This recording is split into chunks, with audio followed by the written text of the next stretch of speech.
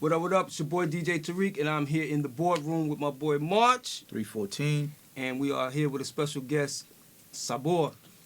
Peace. Thank you for having me, guys. Yes, sir. Yeah. Can you tell the people a bit about yourself? Yeah. Well, I came in from a DJ background in high school, so I had a love for music, then just manipulating records as a DJ, and wanted to take things a little further. So I decided to come up to New York. At the time, I was living in New Haven, Connecticut, where I was born and raised. So then I went to school here in New York City at Center for the Media Arts, and that kind of led me into a path of becoming an engineer, and allowed me to get to this stage of life being a full-fledged engineer and working with a lot of great guys and a lot of great artists, and being able to travel the country, doing what I love, and still in it, still working hardcore, producing, mixing, and creating some really great projects that kind of reflect all my years in history of what I've been working on, so. All right, so if you don't know, he's an engineer for some of the top artists in the game. Hold on, but before we go there, I got one thing. You had international record. Yeah, right. That was very big. Right. Let's talk. I guess I didn't touch on how I became also an artist. Right. In between, I guess my journey. So there was a time in the mid '90s that I decided to become a Latin house artist. At that time, I was producing records that were dance. Some of my very first records. And I decided to just explore, and it was fun to do. So, I ended up making an album, and then it just kind of like got to this place where we had a couple of really, really great hits, which still are known to this day as like Latin House classic records. Well, one of them is a Latin House classic. The other one is a merengue in Latin. That's like, very Dominican sort of music. But we mixed merengue with house music, which wasn't done at that time. And so then I got involved into the dance arena with Latin House. And while still embracing and still working my sessions when I could. But there was a point where I had to disconnect from studio and actually become an artist and travel and do all this stuff, which I did. But ended up, coming back to doing what I love, and that's working on records and working on music, behind the scenes. But yeah, had a great run as an artist. We'll talk about Moren House, and I was doing a show one time, and there was a DJ, and he was playing some cool out music early as the people were coming in. Right. And then a salsa band came, and they tore it down. Right. And I'm thinking, because I'm a DJ, what are you going to come back with? They just, people are sweating. Right. They're done. Right. What are you going to come back with? And he just did a whole Moren House set. Yeah. And murdered it after that. And at that time, that sort of music wasn't really around. I mean, there was, in terms of Latin music, there was rare. I mean, it was just kind of the beginning of just combining these different sounds of Latin music and dance music together and making these records. There was already groups out there doing Latin house, but they were doing it with a different style of music. Although there was dance, they were doing more dance sort of stuff, and maybe even touched on some hip hop elements while doing that, but like rapping and stuff in Spanish or in English.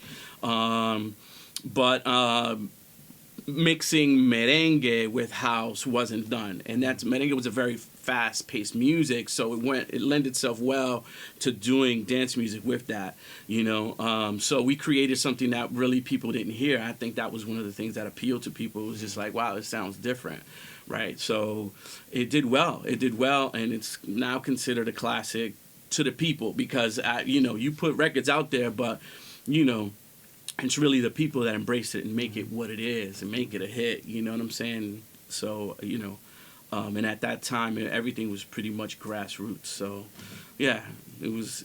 So Latino or Latinx? Well, no, I'm messing with you, man. Yeah, no, I mean, I'm Latino. Latino X is something else. You know, I was born and raised here, but you know, I embrace my Latin roots, and there's certain things that, you know, we still kind of learn from our moms and our grandmas that we're not, you know, living in this country, and still hold on to some of those things. So I think, you know, I don't know, man. I'm on some, you know, keep it in the roots, you know, organic, you know. Dope. So I want to go back in time, talking about hip hop. You grew up. You started out as a DJ, yeah, and you were heavily influenced with hip hop. And did you stick to hip hop at that time, or did you try to blend it with the Latin music at that time? Well, you know, when I first started, all right, when I was a kid, and y'all might think this is crazy, right? But when I was a kid, I remember getting, like, I don't know if it was a cassette that I bought at a flea market or something, but I had a Rick James tape cassette. I was listening to Rick James at like 10 years old, not knowing really what he was talking about, but I know it was funky and it was good, and I really liked it. I remember that, you know, the Frakes Walk Out, all that stuff, all those records from back in the days. I just, you know, I just loved those records. You know, that was kind of like, you know, the Herbie Hancock, Rocket, like that's really what got me into those sorts of like patterns and beats, because that's kind of like, for me, the introduction of like, you know, getting into a little bit different sound when you hear the drums hit a certain way and everything. So for me, hip hop, like what triggered me into hip hop was Herbie Hancock, Rocket. Wow. So, you know, there was the Fat Boys and all that, which I was listening to and stuff, but that record was the one record that I was like, man, I want to learn how to scratch. You know what I'm saying? And like, I really kind of like wanted to get more involved in the music. And then, you know, I was just listening to records that were out that time. I was a kid, so I didn't really have money to buy records, so I would be recording radio shows and stuff, you know. And as time progressed, and I got recording Mr. Magic and Marley Marl, and you know what I'm saying, and Rap Attack and all that, WBLS and all those stations that I would get in Connecticut, but I'd be recording them. I set the tape recorder and I'd go to sleep because it would come on mad late at night, and I had to go back to school. Did you get Stretch Armstrong and Bobito out there?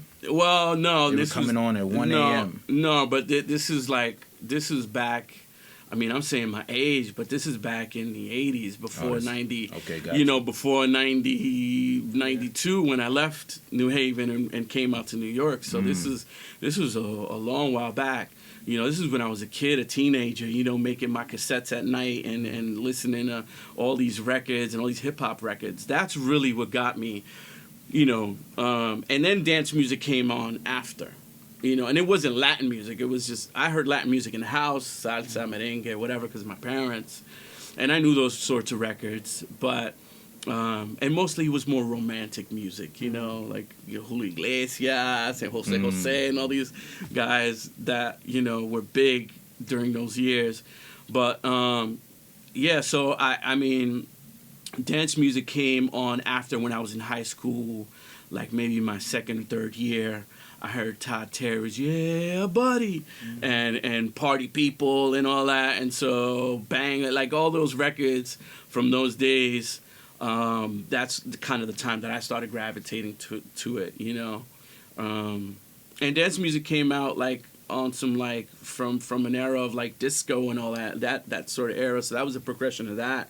Even though there might have been one or two disco records that were popular, I might have known of them. I didn't really get turned on to dance music only until those records that I really liked, and then I was a DJ, and then I started doing stuff in high school, so I got a whole range of music, you know. So fast forward a little bit now, you had the opportunity to work with Gangstar, you know, with Guru. How was that? I mean, it was it was an incredible learning experience because I got to be in the room and really soak in a lot of what made those records. You know what I'm saying? And for me, as a young person, you know, trying to follow a career path of being an engineer, of you know, learning this whole new world, and you know, trying to understand how it moves, you know, it's kind of like, you know, Premiere, and a few other guys I work with, like Tony Touch and stuff. They were mentors to me because they were doing what they loved, and professional at it, and making things happen, and really working on, you know, great records, and just learning that from the inside, and how the mechanics worked, how not only the creative process worked, but how the mechanics worked on, you know, making a record and putting it out and promoting it and having, you know, publicity kind of like listening parties and stuff like that, inviting the press over, like, and doing things like that I was unaware of completely. Like, that's a whole other level, you know what I mean? Of now just, you know, you're really just not only making the music, but now you got to work it. And so I got to see a lot of that at a very early age, you know what I'm saying? At 18, 19 years old, I'm in the room and being part of these sessions and watching these great records get done and being part of the process and helping to make the process, you know, run smoothly as, say, an assistant would be, or you know, to an engineer, you know, making sure that he's good and that you're learning in the process of how all these records are getting done. So for me, it was an incredible learning experience, and it, you know, the overall kind of like atmosphere of working with Gang Starr in particular is you know, the chemistry between everybody. You know, there was a chemistry, and the records had a chemistry. You know what I mean? And so that was really something. You know, it was like a family. You know what I mean? It was a family environment, sort of. You know what I'm saying? So it was really interesting seeing how these records were done, and then at the end of the day, come years and years later, to find out the impact that the records have, and considered legendary projects or legendary songs, or, you know, I mean, it's just amazing, man. I mean, it's just amazing. You know, something that I will always have those memories, you know. Two questions. One, how did you get into working with such legendary artists? You know, because I was an engineer, but I wanted to stay in my own studio. I didn't venture out to try to work with other artists. But how a lot of people would like to know how you can start working with these artists. You went to CMA, and then what happened? Well, I mean, when they say right time, right place, it is absolutely true. You know, one thing is that you have to put yourself in the position to be able for opportunities to happen. And so the way you do that is by being proactive in what it is that you want to achieve, right? Not only thinking about it, not only talking about it, but putting your legs front, forward, and moving, and trying something to achieve that. Even if you don't know exactly how it is. Like for me, my story began as I was going to school, and it was maybe my first month in going to audio engineering school at CMA. And I thought to myself, I want to get involved. I want to be part of this business. I want to learn more. And I took it upon myself. Nobody gave me this idea. I just said, you know what? It just kind of clicked in my mind.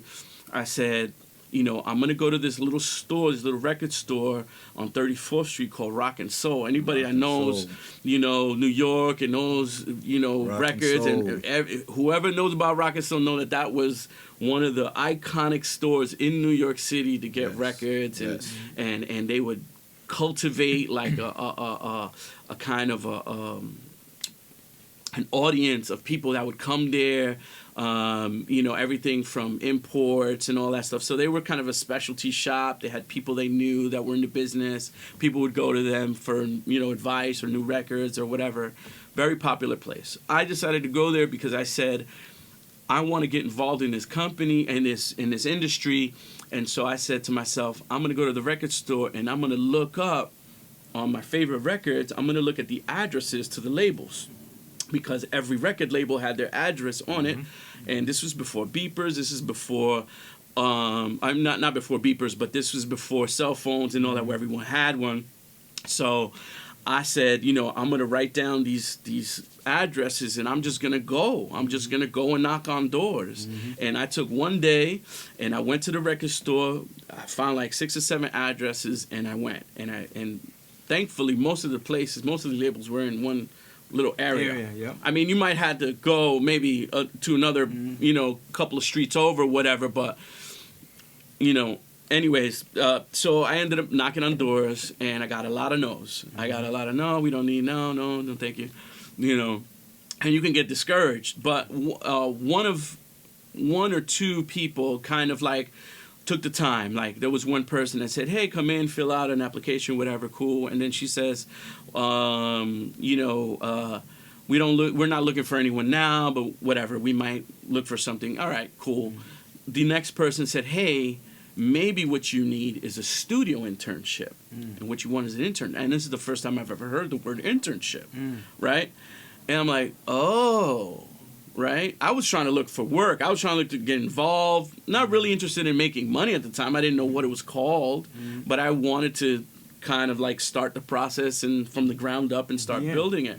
So this one lady, she said, hey, you know, I can't remember what label it was or anything so long ago, but she said, hey, maybe you want a studio internship. So I said, no, I got it. So I'll save that for the next day. So gathered myself, went to school the next day. I told a couple of buddies of mine, I said, hey, this is what I did.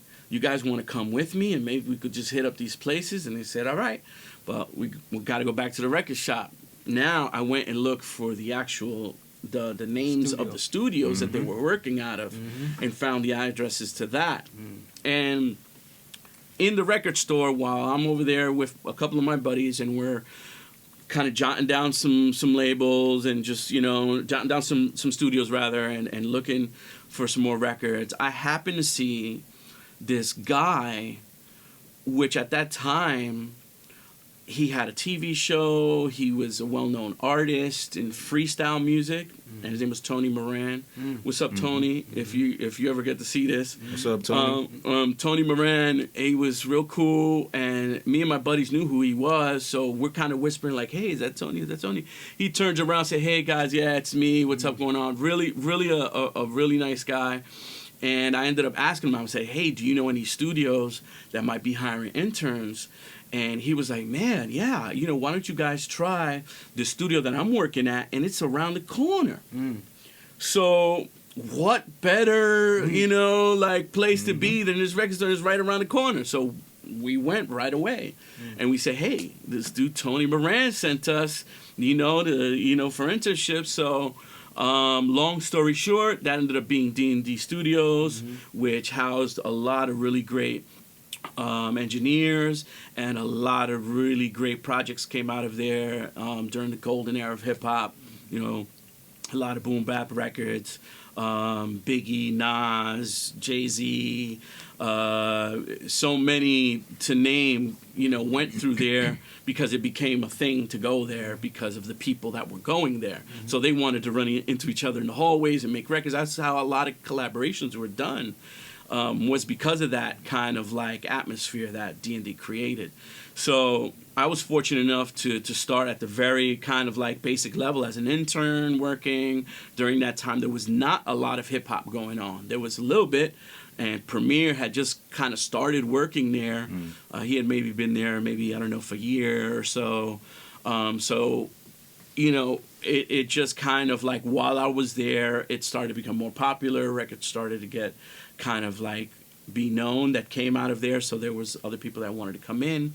And it became what it became, you know, one of the biggest hip-hop studios that you know, was alive during that time in the 90s, you know, and created a lot of really great records, you know, from there. But that was kind of like my start and what kind of got me into the whole thing, you know. So list off some of the music that you've worked on while you were at D&D. Well, I personally, like, worked with a good buddy of mine, Eddie Sancho. What's up to Eddie? We worked a lot of sessions together, but we worked on Jay-Z's Blueprint. Wow, just Nas's Illmatic, you know. And you know, I say these albums, but there was a few songs that were done there, and they were done because I worked a lot with Premier, and so Premier was hired to do a lot of these records. So say on Illmatic, you know. You worked on Illmatic, and you also worked on Reasonable Doubt. Reasonable Doubt, right? And two of like staple hip hop Yeah. albums. Classic. yeah, and Biggie's Ready to Die. Ready to Die. Wow. Crazy. Yeah. Wow. Well, the last time you and I were on camera together, we were at the D&D reunion. The pop Uh-huh, yeah. yeah. We discussed Yeah. Ain't No Nigga track. Yeah, and yeah, my yeah. girl Khadijah was there. Right. Yeah. I had recorded her hook for that. Yeah. I recorded her hook for that. I worked a lot with Jazzo at that time too, and you know he was working a lot on Jay's project during that time, including his own stuff. So, you know, we had a relationship working on stuff already. So yeah, that's how I was kind of involved with that. That's dope. Yeah, and you know, the Ready to Die and Illmatic. You know, I was working with Preem during that time. So, the records that were done on those albums were you know, I worked on as well. You know what I'm saying? Like Unbelievable and We talk about production right. and recording and mixing. You were working on 2-inch reel-to-reel, Right. and the equipment, do you feel it was better, or is it better now with the digital equipment that we have? Double-edged sword. It's a double-edged sword. I feel that the nostalgia still exists, at least for me, on using like analog gear. You're right. But it does have a quality to it, right? Analog has a quality to it, just like digital has its ease of use. You know what I'm saying? So it's kind of a give and take. Although analog sounds great and has its own kind of character to the sonics of it, in today's world, is a little impractical for a majority of people to do it, right? And I think it's something that's niche, right? It's something that you want a specific sound and you want that sound. Well, then you're going to go the extra mile to do it on analog, because doing digital or working in a digital workflow is completely different. It's completely different. It's way quicker. It's just, you know, you're not working on 1 or 2 songs. You can work on 10 songs in a few hours. Like, it's just Right. the productivity when you're using like digital systems is way more efficient than the old analog workflow. When I started engineering, I got in on the digital era. I missed cutting 2-inch. Yeah. Oh yeah. Yeah, I same missed here. that whole. Yeah. I've never mixed on anything analog. Yeah. Yeah, no, there was a whole range of problems and issues you had to deal with in analog, but digital has its own realms of problems and issues you got to deal with too. But in respective to each other, I mean, I feel that analog was very unpredictable at certain points and not repairable maybe. You know what I'm saying? Whereas, you know, you might delete a file where you can get it back, right? But don't mess up that 2-inch, because then you're not getting it back. Done. You know what I'm saying? It's like, that's destructive editing. Like, whatever yeah. you do to that, that's it. You're done. So if that tape snaps, if you don't spool that on the tape machine right, and that thing is rewinding, and you just hear blank, and it stops, and the tape breaks, you're done. Yep. You got to do that song over. That's however much money it takes to get that done. And in those days, it wasn't no $25 an hour studio. You know, it was Not like at all. 100 and better. Not at all. And you know, so And that there was- 2-inch reel was a lot Yeah. heavier than a hard No, drive. how much did the 2-inch cost? No, the 2 inches were like $200-$300. Yeah. Yeah. You know, and you know, there was cost to it. The DATs were a cost to put it after you mix it, and you know, there was all sorts of costs to working in an analog workflow. But you know, it's like like I said, it's niche right now. If you want a certain quality and you want that certain kind of analog feel to your record, you'll go the extra mile. But if you had the money and you could build the perfect analog studio right now, would you do it? I'd build a hybrid. Yeah, I wouldn't go completely analog. To me, that's silly.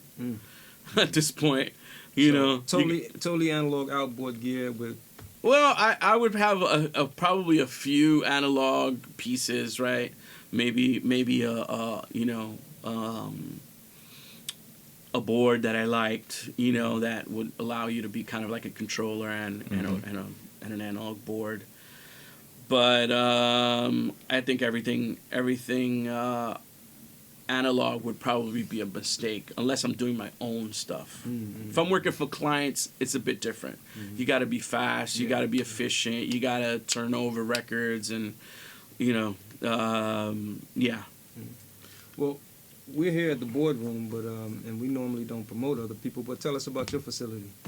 Oh man, well listen, this facility right here, I seen this being done from the ground up. Yeah. So I appreciate my homie's good work and effort into making this happen. And he's got a beautiful place here. So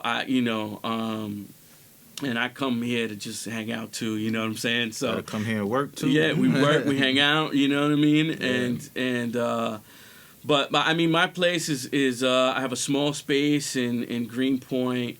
And I primarily do mixing, and I do some mastering, production, and I don't really do much of vocal work unless it's like, you know, maybe overdubs or something.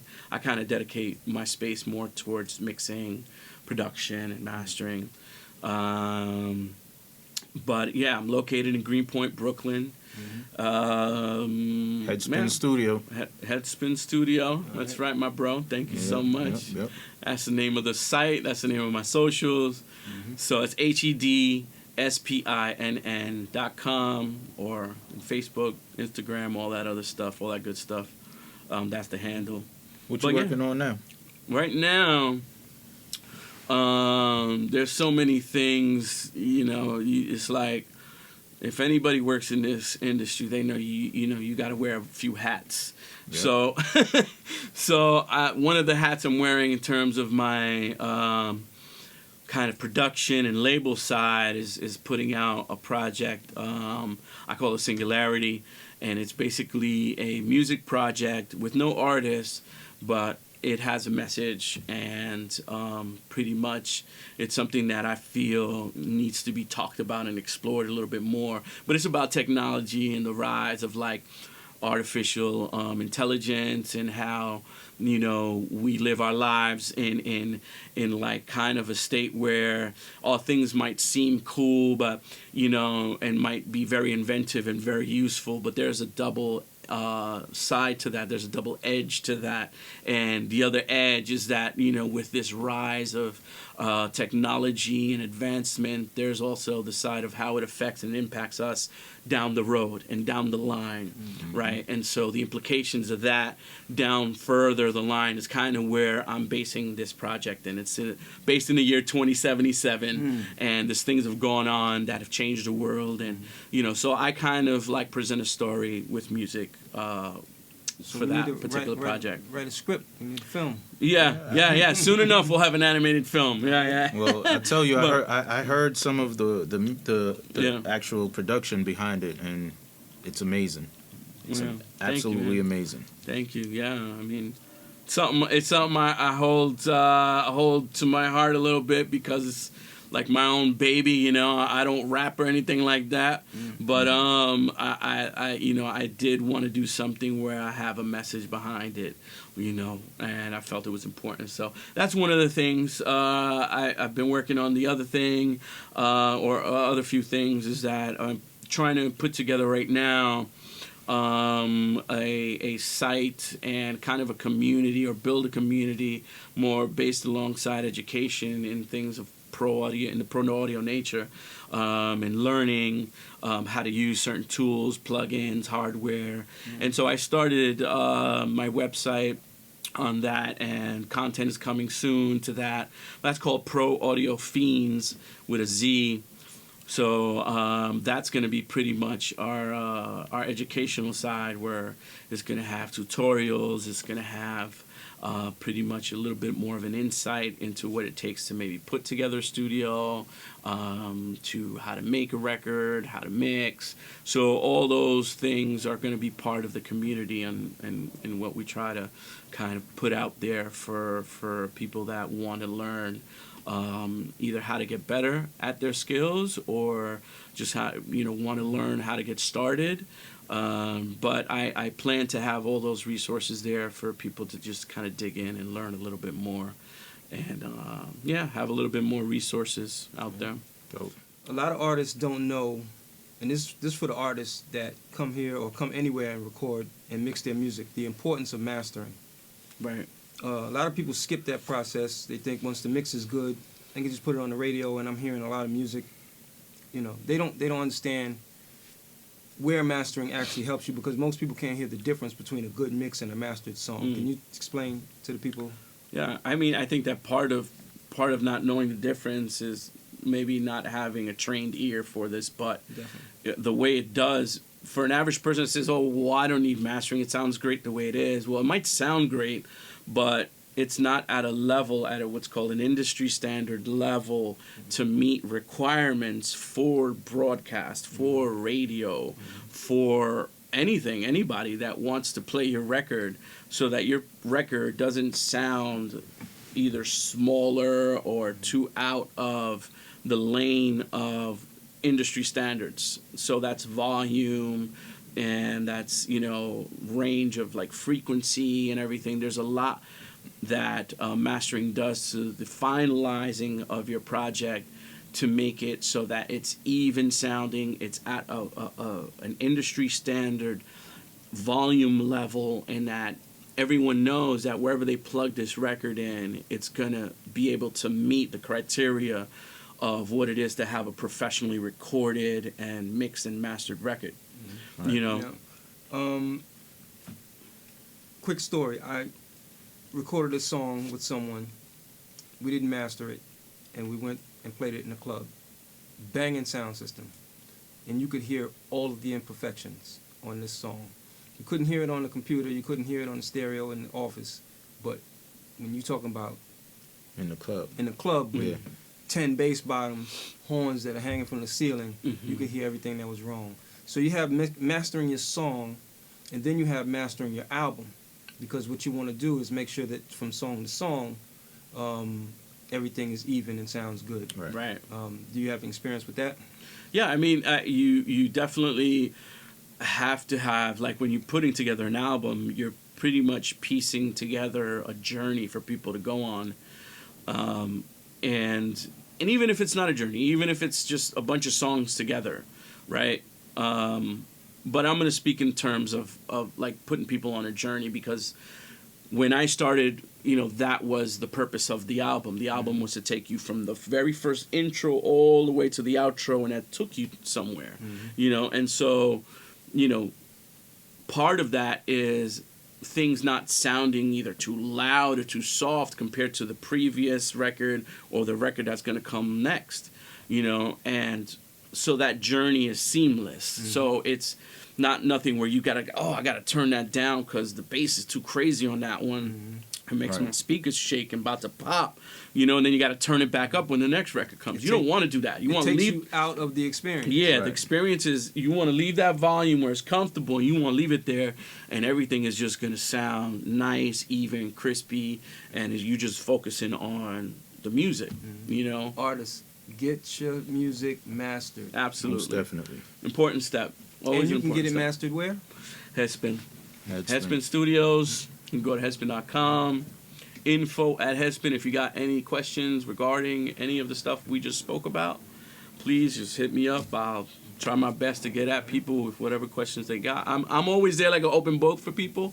And like, I was doing a Twitch show for a few months, and it became something where, it became something where, you can pretty much be able to ask somebody a question which might help you figure out maybe a problem that you have on say your DAW or something that you're trying to figure out and you're breaking your brain. Or sometimes watching videos is cool, but you want the answer a little bit more personalized. Well, that's a good kind of like, I seen it as something really successful because of the fact that just anybody from anywhere could just log in and just see what's going on, ask you questions, and immediately be able to respond back. I think that is invaluable, you know, when you're trying to, you know, build a community and go into parts of like teaching and education. Oh. Yeah. Well, you know, everybody is trying to be great has a mentor, and I'm on the journey to be great, but this is one of my mentors right here. Oh. When I talk about Sabor a lot, you know, sometimes I'm sitting here and I'm mixing. I was like, in my head, I'm like, shit, I should call Sabor. You know. And you do. You do it sometimes. Yeah, I mean, like, yeah. You know, we talk about all sorts of stuff. Yeah, I learned a lot. I learned a lot from this man right here, and I appreciate you. I appreciate you, yes, brother. Sir. Always, man. It's my pleasure. My pleasure. Yes, you know, you've done really great, man. I mean, you're a type of guy that's inquisitive. Like you want to learn something, and you go out there and you'll research what it is, and you'll learn it. You'll learn it, and you know, you've been doing great. The stuff I've been hearing out of Boardroom has been great. Thank you. Amazing songs and everything. Like, yeah, like you there, bro. Appreciate it. It's an ongoing process, man. We're always in development. Like, there's never a time where I say, oh, I know it all. Like, I know a drip. Yeah. You know what I'm saying? Like, I'm constantly learning. I'm constantly researching. I'm looking for stuff. I'm listening to my peers too, because I have people that, you know, are really great at what they do, and I learn from them as well. You know, it's an ongoing process, and we have to be like, as engineers, as producers, as artists, we have to be like more of a community. You know what I'm saying? To help each other out. And to get into where we need to go, you know what I'm saying, and not be unrealistic. Like, some people are unrealistic, right. You know what I'm saying? Like, you know, it's like people that want help. Like, you got to know, number one, when to ask for help. You can't be like in a session when you're trying to do something and you just asking all sorts of wild questions, right? I learned studio etiquette from my school of audio engineering. Know when to ask a question. You know what I'm saying? Don't get starstruck when an artist comes in your room and asking for autographs. That wasn't it. It's like they did it work. You know what I'm saying? It's like, be proactive.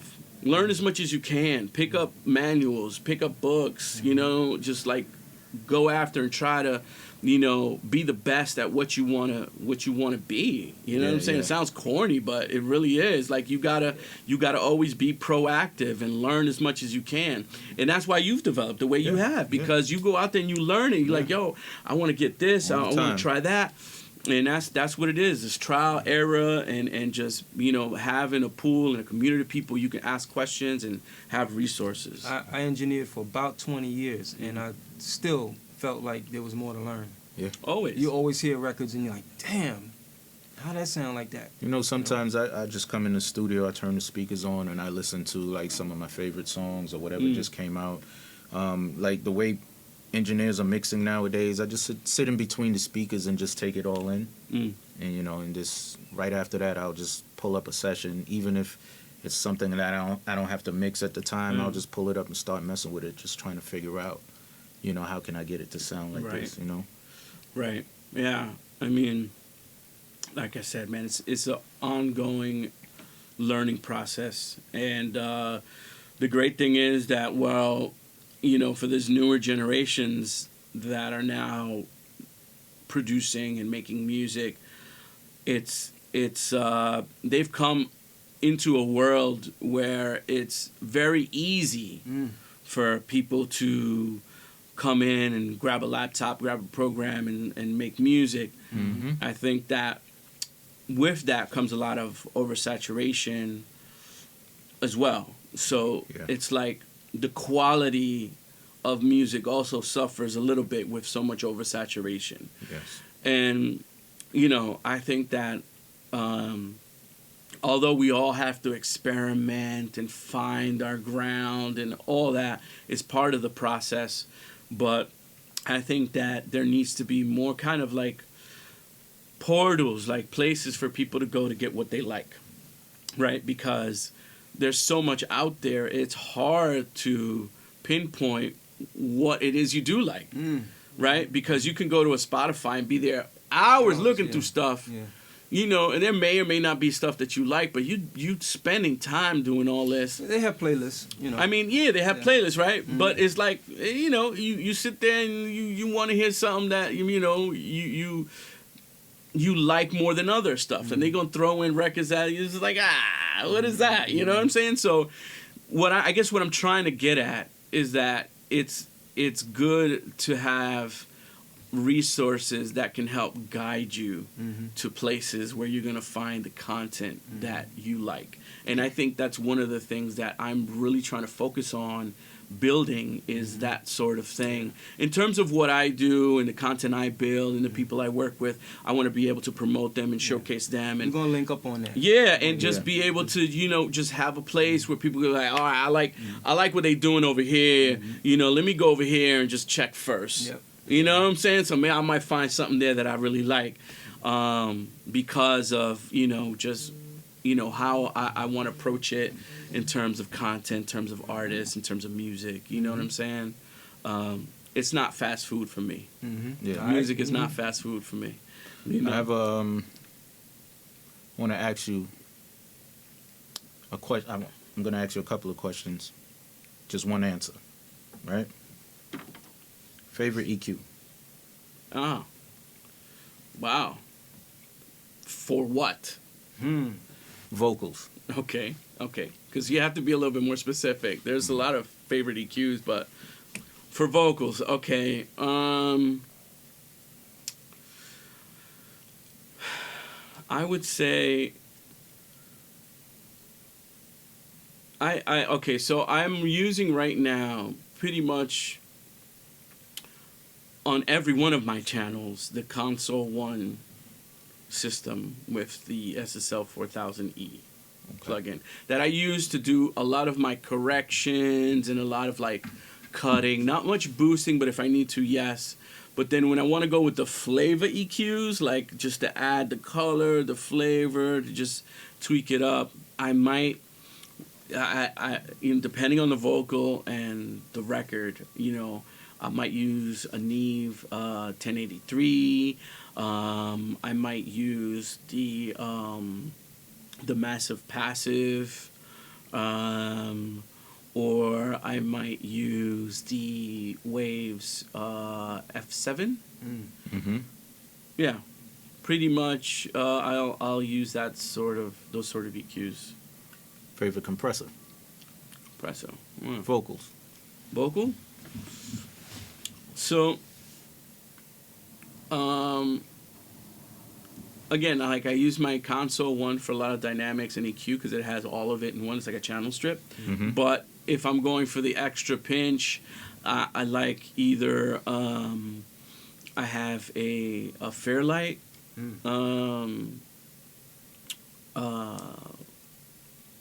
Geez, I forget. I don't know if it's the 83. But it's an old VCA tube compressor, and I like it a lot. And as well, the 2As and the 3As are nice. You know, at one point I was doing the 2A and the 3A combination because I liked the way that was sounding, and I still do. I think that I use the 3A for the faster transients. And then I put the 2A underneath it just to kind of level out whatever little nuances, because it works a little slower. You know, the 3A just grabs the faster transients, and especially if it's hip hop and they rap in, and you know what I'm saying. The 3A works well, and then the 2A just smooths everything out. So I like that combination. Last one. Now, I know the answer already. Yeah. DAW of choice. Oh. Yeah. All right. So I'm gonna put out the, you know. Hold on. Digital audio workstation. Digital audio workstation. Right. For those who don't know. Right. So I used Pro Tools for many years.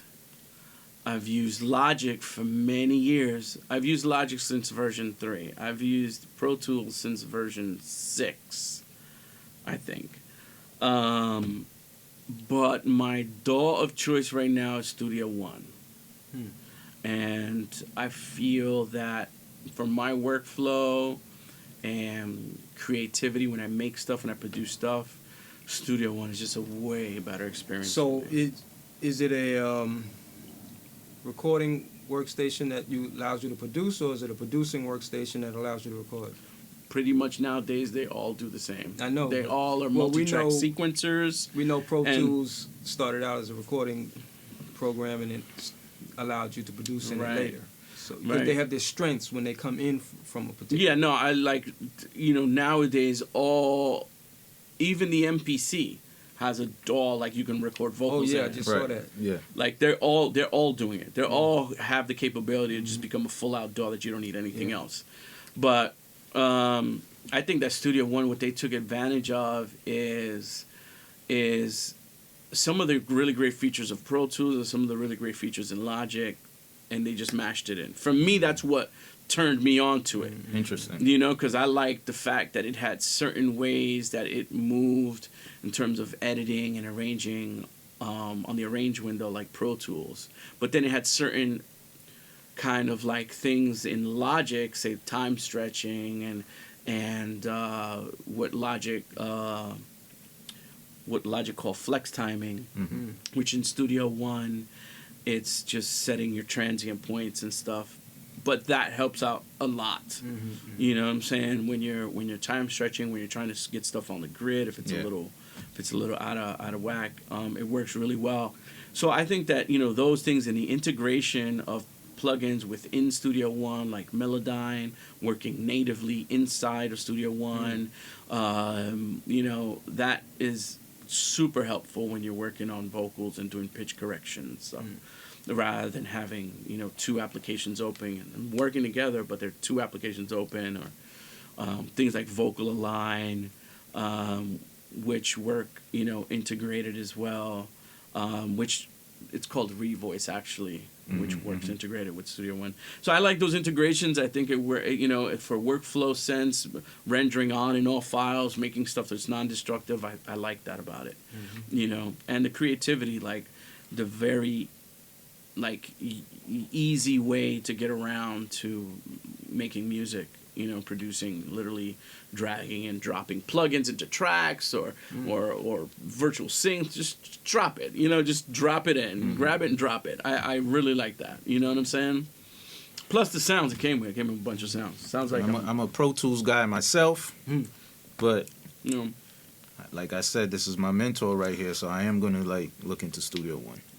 You have, right? I have. You started to. I have a list of things I don't like. Right. Well, there's a learning curve, right? You just can't find everything. Yeah. It's not the same program. It's obviously a different program, so there's a little bit of a learning curve. But I think that, it doesn't matter really. It's just what matters is, can you achieve the work? Can you get through the mix? Can you record the right? Can you record correctly and with good levels? And you could use any freaking thing. You could use any DAW you want. You can get it done with everything. Yeah. But when you start to look for our compatibility, then that's when you got to start making choices on what you might want to use, or how that is supported.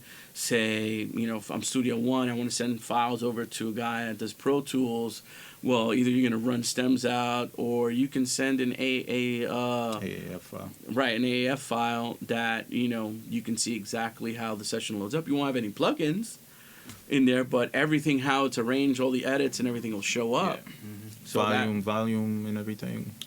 I think fader levels would show up. I'm not sure about fader levels. No? I don't think so. I think that just all the parts and the edits will be on the grid like they were. You said the reason you started DJing was listening to Rocket. Well, what got me into listening to more hip hop and wanting to scratch was Rocket.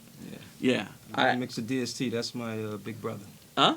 Grand Mixer DST, oh, that's my big brother. Oh, wow. I'm gonna call him up and see if he answers. All right. He just moved the studio. Yo. Peace. What you doing? Sleeping? Nah, what's up? What's up? I'm here. We're doing an interview with my man Sabor. And when he was younger, he got into DJing. And he said Rocket was the thing that got him into DJing. And now he's like one of the top engineers in New York City. So you was an influence on him. Oh, that's beautiful. Absolutely, sir. I'm here with your brother here, man. And we was talking. He was like, I'm gonna call my man Grandmaster DXT right now. I was like, what? But yeah, for sure, it was definitely influence for me. Well then, I've done my part. Exactly. All right. Yeah, that's what listen, man. I wanted to learn how to scratch so bad watching that video that I'm going to take a picture. I'm going to send it to Tariq. So he said the first Run DMC Raising Hell record that I chopped up. There's so many. It looks so messed up because I had one of those old school turntables with the big, with the long spoke that the records used to drop and all that. They didn't have no mats or nothing. It was just straight hard plastic. So I was trying to cut, man. The other side of the record, it looks so crazy. Man. That's your fault, D. All right, I'm gonna let you go, man. We just here filming. Okay, cool. All right. No doubt. I'm gonna talk Great to you. meeting you, man. Nice meeting you. Yes, sir. Take care. All right, peace. All right, so that's our show for today, and like, comment, subscribe, hit us up, let us know what you think. Hit that notification bell for when we upload more videos. That's right, and we're gonna come back to you next week with another one. Peace. Peace. Peace. That's right, though.